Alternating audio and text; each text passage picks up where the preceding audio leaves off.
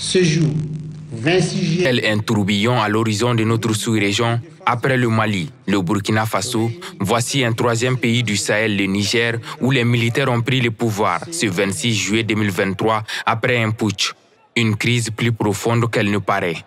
Écoutez, je ne pense pas qu'il y ait des conséquences politiques dans le Sahel, encore moins de conséquences sécuritaires. Parce que les crises qui secouent effectivement la sous-région, notamment le Sahel, il faudrait en prendre la teneur et les causes profondes de cette dite crise. La crise en question, elle est fondamentalement une crise économique. Et cette crise économique, elle est entretenue par le cartel bancaire financier mondial. Donc c'est une mafia qui est à l'origine effectivement de l'insécurité. Le chaos aujourd'hui que l'Afrique connaît est dû à un chaos créé. Nous estimons que le Mali est un pays important dans la sous-région et que la crise qui sévit au Sahel est une crise extrêmement grave, avec des conséquences incalculables si elle n'est pas maîtrisée et gérée avec plus de responsabilités de part et d'autre. La CEDEAO a alors menacé les militaires nigériens d'intervenir militairement.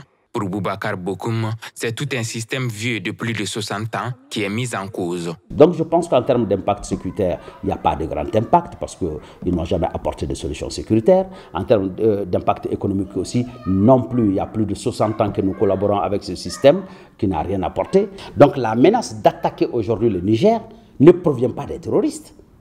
Ça vient plutôt de la CEDEAO. Et la CEDEAO est sous coupole, est sous ordre. C'est ça le drame. Issa Kaoudim préconise quant à lui la méthode de l'apaisement. Bon, vous savez, la CEDEAO ne peut plus reculer.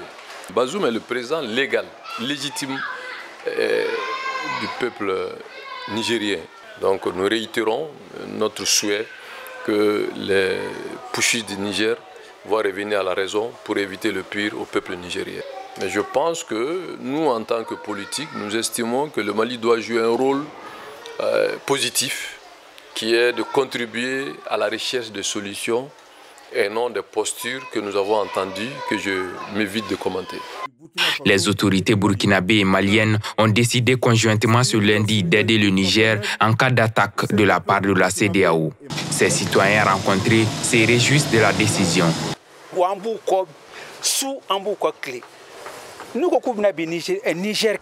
hali n'a sɔrɔ an bɛ bɔ an sen na yen de ka taa ka taa an bɛɛ faga Niger dugukolo kan o dusu ka k'an bɛɛ la farafinna libération a daminɛra sisan de wa a daminɛra Mali de la Mali ni Burkina ye communiqué min kɛ a communiqué a kɛcogo ɲana et puis a fɔcogo ɲana donc yali ka ko na ko ka kɛ i ka réagir a daminɛ la o de ka fisa a kɛlen kɔ i k'a fɔ ko ni tun y'a dɔn n tun b'a kɛ tan.